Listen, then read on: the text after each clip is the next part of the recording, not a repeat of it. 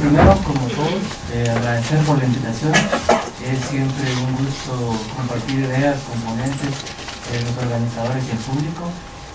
También agradecer por sacarme de Puebla, que nada más eso. Y por adentrarme en el tema, que es un tema que yo solo había tocado tangencialmente, pero ahora que lo veo, creo que complementa muy bien las cosas que está investigando. La ponencia tiene un tono más de interpretación histórica. Yo creo que de alguna manera complementa a las otras ponencias que tienen un carácter más estadístico, en este caso el análisis de políticas nacionales. Espero que de alguna manera lo complemente. Y por el carácter de interpretación histórica y por la precisión que se necesita por todos los datos que se tienen que analizar, preferiría leer la ponencia. Según la bibliografía más crítica que he encontrado, se sugiere que el discurso del combate a las drogas debe analizarse concretamente, esto es, internamente relacionado con el proceso más amplio que lo envuelve y en donde interacciona. Al hacerlo, los comunicados y discursos oficiales resultan, como es obvio, significativamente inexactos. Como diría Chomsky, decir que la guerra contra las drogas ha fracasado es no entender algo. Uno tiene que preguntarse qué está en la mente de los planeadores ante tanta evidencia de que no funciona lo que dicen que están intentando lograr. Entender el problema en su totalidad y no aisladamente de esta manera ayudaría a explicar lo complejo de su dinámica y los intereses y luchas que pugnan en su movimiento. Ya las trágicas experiencias de Colombia y México nos han dejado mucho material para reflexionar. En ambos casos es posible encontrar paralelos que es necesario tener en cuenta al ver que algunos países centroamericanos han entrado en los últimos años en dinámicas parecidas. Con esto en mente, nos gustaría realizar un mínimo aporte al debate. Básicamente, teniendo como supuesto las políticas regionales de seguridad, control al narcotráfico y sobre todo el movimiento del capital, entender cuáles son las relaciones de fuerza al interno de Guatemala que permiten que determinados set de relaciones, en un sentido amplio, pasen a establecerse con el capitalismo mundial, para el caso con fuerte predominio estadounidense y norteamericano en general, que a su vez termina agregándole una nueva dinámica a la formación social interna. De nuestra parte, con un énfasis en cómo la dinámica de las luchas dentro de este proceso involucra a las clases subalternas organizadas y de manera más precisa para el caso guatemalteco, entender cómo las luchas y movilizaciones que hoy se desatan no responden solo a una crisis coyuntural, sino a una crisis histórica que las actuales políticas de seguridad y política económica están ayudando a precipitar. Para entender el carácter de esta crisis histórica es necesario remitirse sucintamente, como muchas cosas en el caso de la historia guatemalteca, a las consecuencias que trajo 1954. El tiempo es corto, por lo que trataré dentro de mis limitaciones de ser lo más exacto posible siguiendo el interés planteado anteriormente. La importancia de 1954 radica en que polarizó a la sociedad en su conjunto, en donde por su carácter interno terminaba estando involucrada a Estados Unidos. La polarización, a nuestro parecer, tomó la forma de una lucha entre clases con voluntad nacional y clases con voluntad extranjera. Esta formación de la lucha y el predominio de las segundas a partir de esa fecha constituyó a partir de la década de los 60 una formación social que se caracterizó por un corte horizontal del poder. Este tomó la forma de un cierre político a muchos de los sectores medios organizados y a la amplia mayoría de las clases subalternas urbanos, populares y rurales dentro de toda su diversidad. Sintetizado en la dictadura militar bajo la égida de la doctrina regional de la seguridad nacional fruto de la Guerra Fría.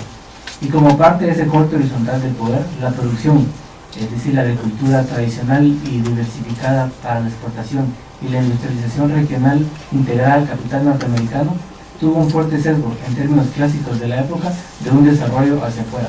Y por esta configuración y carácter, las ganancias y excedentes se sostuvieron sobre salarios deprimidos, miseria, atrofia productiva y represión. La crisis de esta formación se dio a fines de los 70 e inicios de los 80, un tema que trataron en las ponencias de la mañana. Lo que quisiéramos resaltar de la solución violenta que tuvo esta crisis, por todos conocida, posibilitó la continuidad de una formación social que arrastraba tensiones históricas. Su crisis sí permitió cierta diversificación productiva y amplió las cuotas de acceso al poder al permitir la creación de partidos políticos plegados a los límites de la transición. Y permitió, cómo no, la aplicación paulatina de las políticas de ajuste que caracterizaron a toda la región. Todo esto es necesario enfatizarlo con la izquierda armada y social comunitaria destruida e inmovilizada por la violencia política. La dispersión política de la izquierda dio paso a la consolidación del pacto de democratización autoritariamente dirigida, como la llamó Torres Rivas, que grosso modo de alguna manera se pulió de 1984 a 1986. La tensa estabilidad de la pacificación permitió un aumento de las inversiones extranjeras directas en el país, pero estas se vieron significativamente aumentadas una vez firmado con carácter de urgencia nacional el Tratado de Libre Comercio con Estados Unidos en el 2004 por el gobierno de alguna manera proempresarial de La Gana. Según datos del Banco de Guatemala, después de esto la inversión extranjera directa aumentó como nunca antes se había visto en el país. En el 2002 apenas rebasaba los 100 millones de dólares. En el primer año del gobierno de La Gana, en el 2004, cuando se firma el Tratado de Libre Comercio, aumentó a 296 millones de dólares. Para inicios de la siguiente gestión, la de Álvaro Colón, que comienza en el 2008, el monto de la inversión extranjera directa llegaba a los 753.8 millones de dólares, que después de la baja que tuvo con la crisis mundial en el 2008 y el 2009, en la actualidad ha repuntado otra vez y se encuentra alrededor de los 850 millones de dólares. Según el Banco Mundial, en una comparación con 87 países, Guatemala figura junto a Perú y Chile entre las economías más abiertas de la región por las pocas restricciones hacia las inversiones extranjeras. Pese a esto, se encuentra entre los últimos lugares en cuanto a la proporción de inversión extranjera directa efectiva en la región. La violencia y su consecuente riesgo de inversión la carcoma desde dentro. Este aumento de la inversión extranjera directa, a su vez, está abanderado por los tres países norteamericanos, Canadá, Estados Unidos y México, que para el 2010 concentran el 72% de ella. Estas inversiones tienen una dinámica diferente a la que se ha tenido anteriormente. Si bien las actividades productivas tradicionales no han cesado y en general conservan su estructura, dentro de ellas se ha dado paso a una reconfiguración en el panorama del agro guatemalteco que ha modificado algunas de las relaciones entre grupos y clases. El énfasis de las nuevas inversiones está destinado a la infraestructura. Hay un canal seco que va a unir el Caribe, el guatemalteco chiquito, con el Pacífico, la franja transversal del norte que cubre el norte, nororiente y noroccidente del país, y la ambiciosa construcción de un sistema energético compartido regionalmente. De ahí México hasta Colombia hay fuertes inversiones para que esto se lleve a cabo. Otro énfasis es en las actividades de extracción, petróleo en el norte del país, minería a cielo abierto en el occidente y noroccidente, y la posibilidad de la extracción de hierro en toda la costa del Pacífico por una transnacional china. Y el último de los énfasis de esta nueva inversión, de estas nuevas inversiones, es en la producción de agrocombustibles. En cada una de estas actividades ha entrado en choque directo, antagónico se podría decir por los resultados que vemos, con diferentes clases subalternas. El canal seco y la plaza transversal del norte con tierras de comunidades y poblados, las hidroeléctricas y minas con comunidades indígenas y mestizas, el petróleo con población desplazada y los agrocombustibles con la conocida explotación casi servil del trabajo y la reconcentración de la tierra en el nororiente del país. Esto ha provocado que muchos de los actores históricamente movilizados desde 1954, sobre todo en el área del occidente, en San Marcos, en la costa sur, y más aún los movilizados en los 70s, estas dos regiones, más las comunidades indígenas de occidente y el norte, vuelvan a surgir en la arena política. Este resurgir político ha provocado fuertes tensiones en los últimos años y ha hecho que la crisis histórica del proceso guatemalteco, esa que no fue subsanada en 1954, comience a salir de nuevo a la luz. Paralelamente a esto, es un tema que ya tocaron de alguna manera los demás ponentes, desde el 2004 que los sistemas de inteligencia del Estado guatemalteco tienen conocimiento de la reconfiguración del tráfico de drogas que se desarrollaba en la región y la manera como el norte y oriente del país comenzaron a ser relevantes en ese sentido. Recordarán el mapa que presentó Carlos Figueroa, donde se veía el oriente del país y el norte sumamente afectados por la violencia, que tiene que ver precisamente con esta reconfiguración del tráfico de drogas en la región a partir del 2004. Y como se sabe, esta tendencia se ha precipitado, sobre todo con la política que Felipe Calderón aplica desde el 2006. Con este conjunto de tensiones y conflictos en juego, históricos y coyunturales, uniendo a la violencia cotidiana que rige en la ciudad de Guatemala, cosa que también se vio en los datos que presentaron, se presentó la coyuntura electoral del 2011. Esta coyuntura albergaba una diversidad de tensiones latentes. desde la que provocó en diferentes sectores sociales y comunitarios la posibilidad de que un militar sindicado de genocidio se hiciera el ejecutivo nuevamente, pasando por la que suscitó el antiguo gobierno en términos de pugnas entre los grupos con acceso a influir al Estado, cosa que se puede ver claramente en el caso Rosenberg, que mencionó el compañero de Nicaragua, en donde, bueno, fue un caso muy interesante en el 2009, más allá de las cuestiones de cómo fue que se dio el autosuicidio, sí se puede decir autosuicidio, porque él coordinó directamente su asesinato, en donde despertaron una serie de tensiones de los grupos que tienen alguna influencia en el Estado. Se vio, por ejemplo, el CACIF, que es la patronal más fuerte y tradicional, en un fuerte conflicto con los cooperativistas que desde los años 80 han alcanzado bastante predominancia. Se vio tensiones entre el CACIF con la izquierda que estaba al interno del gobierno, tensiones entre los bancos, varios bancos privados que querían presionar para que el Banco Ban Rural, que maneja las transferencias que vienen de Estados Unidos a Guatemala, que las remesas hacer que el banco quebrara y hacerse con un poco de los recursos que generan este tipo de recursos, y también pugnas que se dieron entre sectores que son muy difíciles de ver porque se manejan un poco transnacionales por su carácter ilegal. Además de estas tensiones, las históricas por la cuestión del genocidio y las coyunturales en el seno de los grupos que tienen acceso a influir en el Estado, se vieron también pugnas, como les dije, con todos estos actores que se manejan tras bastidores. Los resultados de las elecciones arrojaron una distribución interesante. En el mapa, algunos pocos departamentos del centro, incluida la violenta y populosa ciudad de Guatemala, vestían el color del Partido Patriota, el partido del militar Otto Pérez Molina, y el resto del país abrumado por el color de un partido que emergió ante la cancelación de la candidata oficialista. El peso de la ciudad, al final de cuentas, se inclinó la balanza, y con eso Pérez Molina y los militares volvieron, como relato trágico de nuestra historia, al Ejecutivo.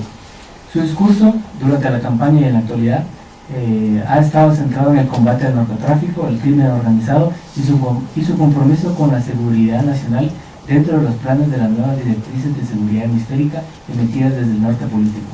Sus acciones en estos 6 meses, sin embargo, no necesariamente han cubierto estos aspectos y han hecho visible precisamente las estrategias más amplias en las que se enmarca el gobierno paradójicamente llamado patriota.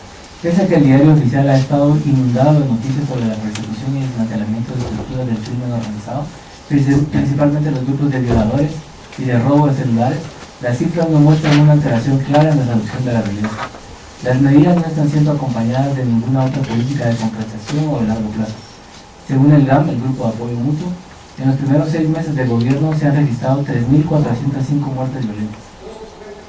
Alrededor de 500 más, estas cifras que presenta el GAM son alrededor de 500 más de las que presenta el gobierno, quien asegura que con respecto al primer semestre del año pasado, con la última gestión gubernamental, se ha visto una reducción de precisamente 500 muertes violentas.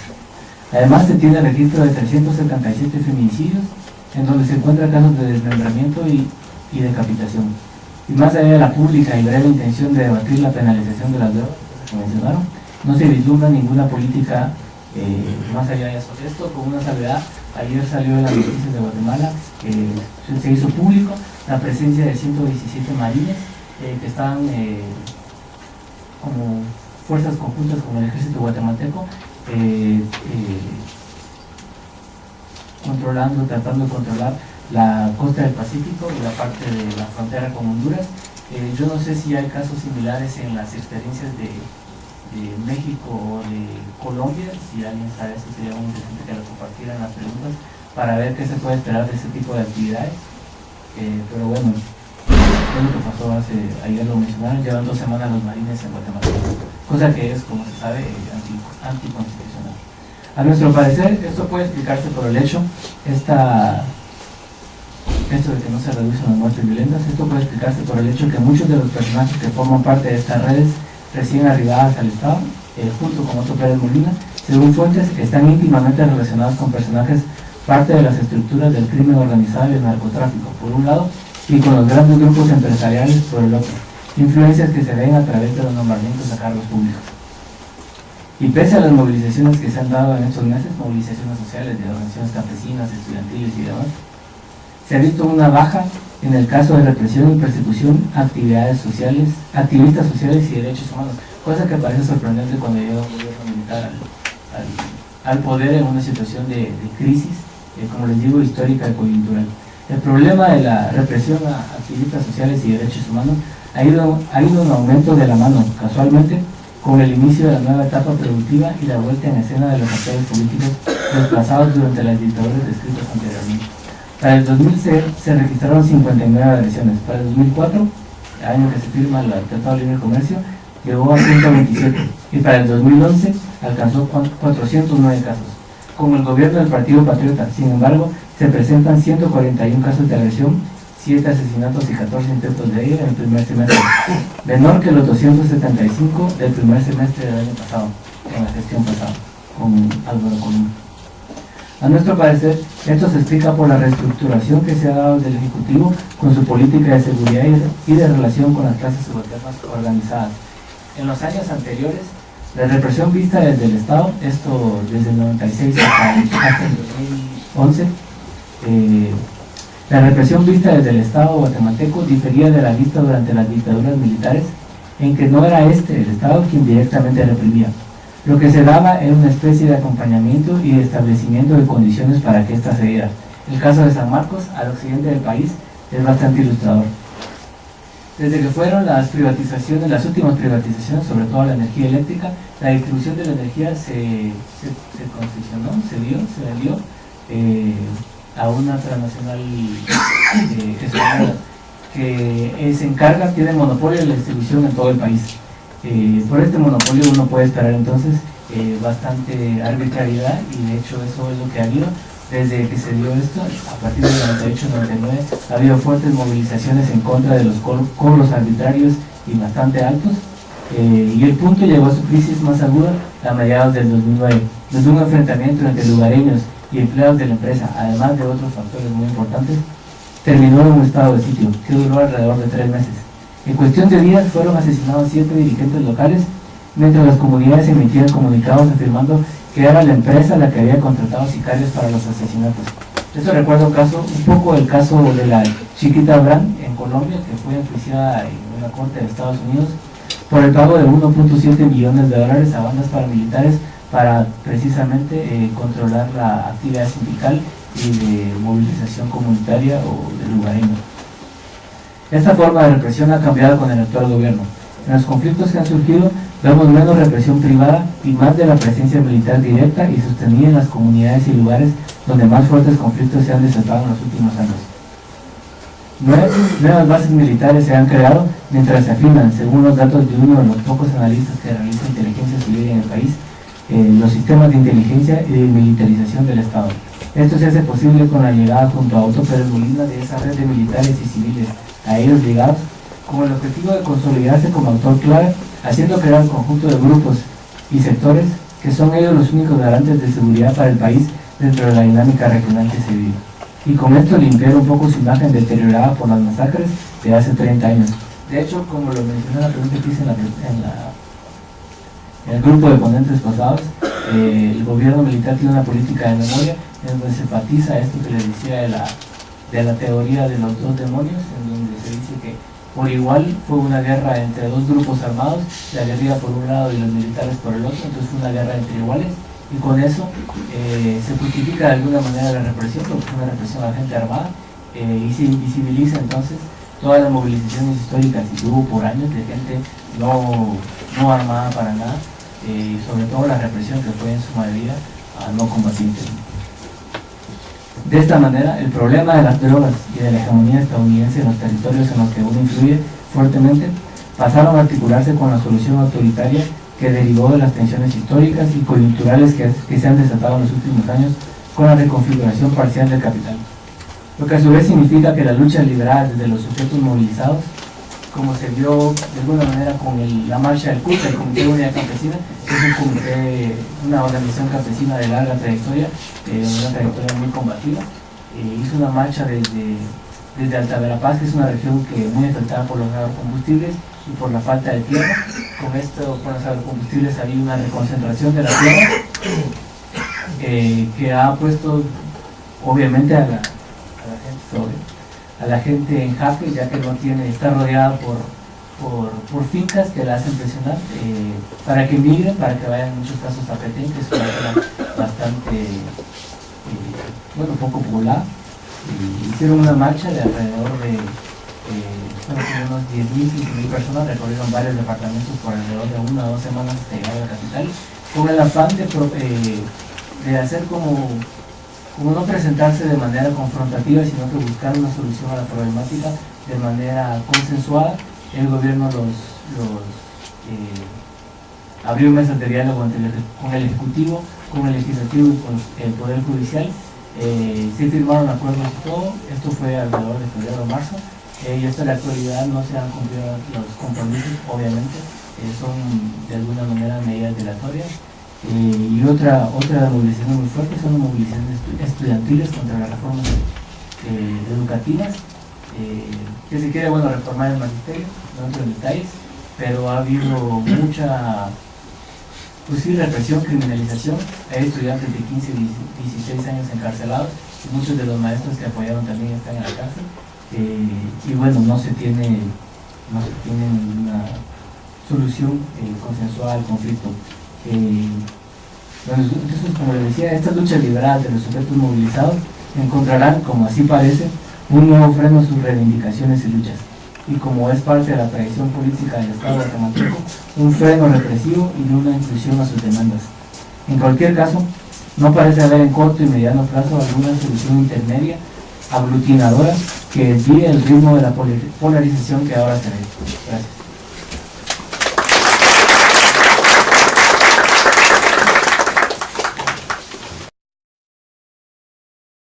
La importancia de 1954 radica en que polarizó a la sociedad en su conjunto, en donde por su carácter interno terminaba estando involucrada a Estados Unidos. La polarización, a nuestro parecer, tomó la forma de una lucha entre clases con voluntad nacional y clases con voluntad extranjera. Esta formación de la lucha y el predominio de las segundas a partir de esa fecha constituyó a partir de la década de los 60 una formación social que se caracterizó por un corte horizontal del poder. Este tomó la forma de un cierre político a muchos de los sectores medios organizados y a la amplia mayoría de las clases subalternas urbanos, populares y rurales dentro de toda su diversidad.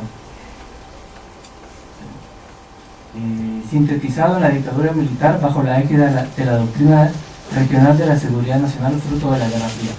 Y como parte de ese corte horizontal del poder, la producción, es decir, la agricultura tradicional y diversidad. Chomsky, decir que la guerra contra las drogas ha fracasado es no entender algo. Uno tiene que preguntarse qué está en la mente de los planeadores ante tanta evidencia de que no funciona lo que dicen que están intentando lograr. Entender el problema en su totalidad y no aisladamente de esta manera ayudaría a explicar lo complejo de su dinámica y los intereses y luchas que fundan en su movimiento. Ya las trágicas experiencias de Colombia y México nos han dejado mucho material para reflexionar. En ambos casos es posible encontrar paralelos que es necesario tener en cuenta al ver que algunos países centroamericanos han entrado en los últimos años en dinámicas parecidas. Con esto en mente, nos gustaría realizar un mínimo aporte al debate.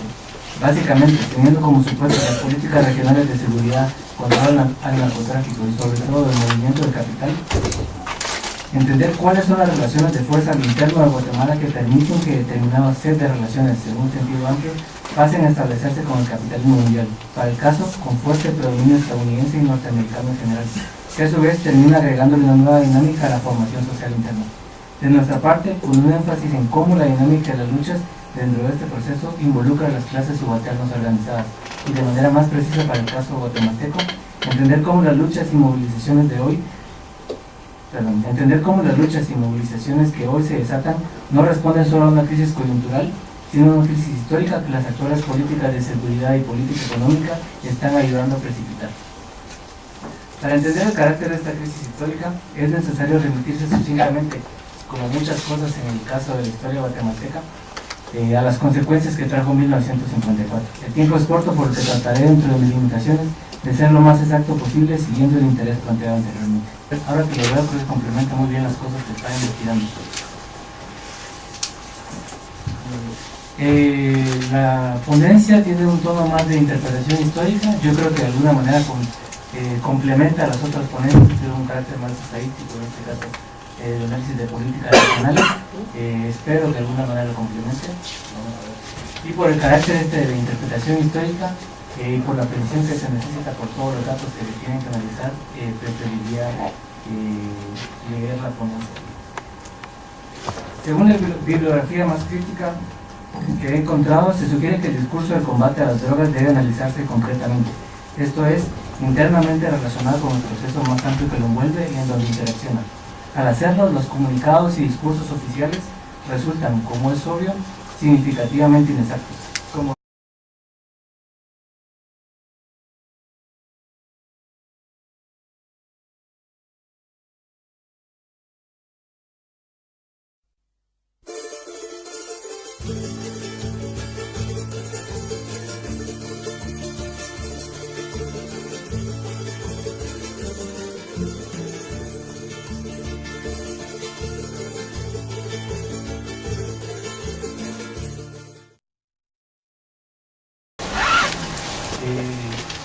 Bueno, primero, como todos, agradecer por la invitación. Es siempre un gusto compartir ideas con ponentes, los organizadores y el público. También agradecer por sacarme de Puebla, que nada más eso. Y por adentrarme en el tema, que es un tema que yo solo había tocado tangencialmente, pero